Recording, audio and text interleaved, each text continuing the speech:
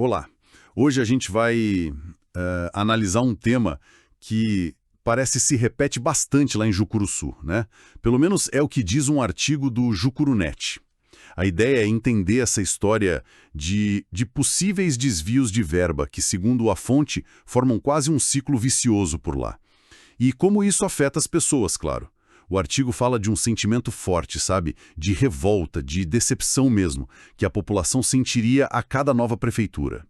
E aí fica a pergunta que o texto levanta.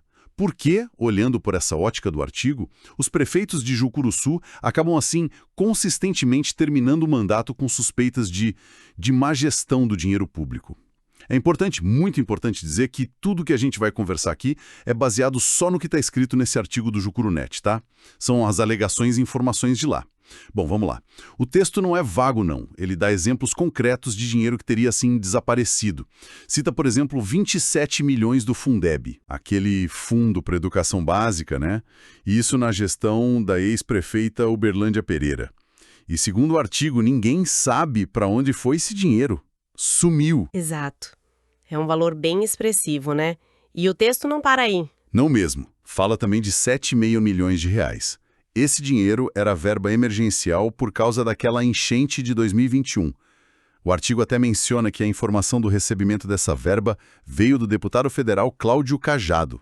E o destino desse dinheiro? Qual foi? Pois é, segundo o artigo, sumiu também. O próprio texto diz que isso é só a ponta do iceberg, que a lista de exemplos seria maior. E quando a gente olha para esse padrão que o artigo descreve, essa ideia de ciclo vicioso fica muito clara, né?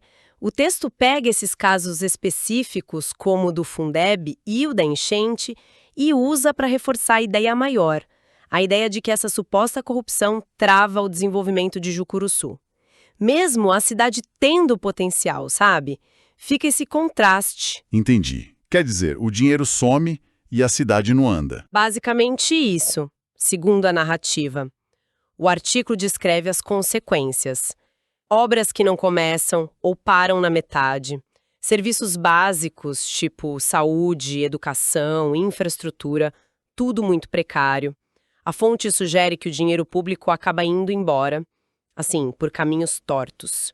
Contratos suspeitos, licitações que levantam dúvidas, acordos políticos meio obscuros, como o texto chama. É como se fosse um freio de mão puxado no progresso da cidade, né? Pela visão do Jucurunet, claro. E as pessoas? Como elas ficam nisso tudo, segundo o artigo? O texto descreve um cansaço geral, sabe? Muita promessa, pouca entrega. Aí a confiança nos políticos vai embora. É um ciclo de frustração também para a população, né? Sim, o artigo pinta um cenário assim. O eleitor vota querendo mudança, mas aí vê o prefeito terminar o mandato de novo sob suspeita de improbidade. E fala também de uma sensação de impunidade, né? Que brechas na lei, que alianças políticas acabariam dificultando a punição. É o que o texto alega. E na prática, no dia a dia das pessoas? Aí o artigo é bem direto. Fala de jovens indo embora da cidade, buscar futuro fora, agricultor com dificuldade para vender a produção porque a estrada está ruim, gente tendo que sair de Jucuruçu para conseguir médico. São impactos bem concretos, né? Pelo menos na descrição da fonte. Exatamente.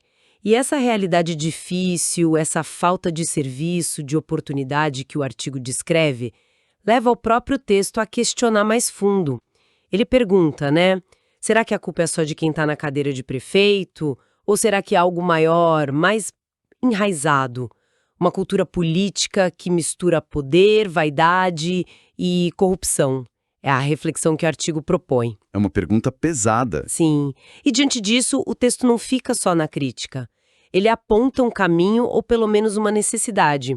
Fala que a sociedade precisa se unir, cobrar mais transparência, fiscalizar onde o dinheiro está indo e, principalmente, mudar o jeito de votar. Não votar por um favorzinho aqui e ali, mas olhar para a proposta, para a integridade do candidato. É um chamado à ação mesmo. Faz sentido dentro da lógica do artigo. E termina com aquela frase forte, né? O dinheiro público tem dono, é do povo.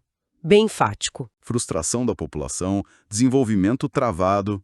Os exemplos dos 27 milhões do Fundeb, dos 7,5 milhões da enchente, ficam como marcas disso. Exatamente. E fica a reflexão final que o próprio artigo deixa no ar, né? Onde está a raiz do problema? É no indivíduo ou é um sistema numa cultura política mais ampla? Isso faz a gente pensar sobre de quem é a responsabilidade pela mudança, né? E o quanto a participação das pessoas cobrando transparência pode ser chave para tentar quebrar ciclos como esse que o artigo descreve lá em Jucuruçu.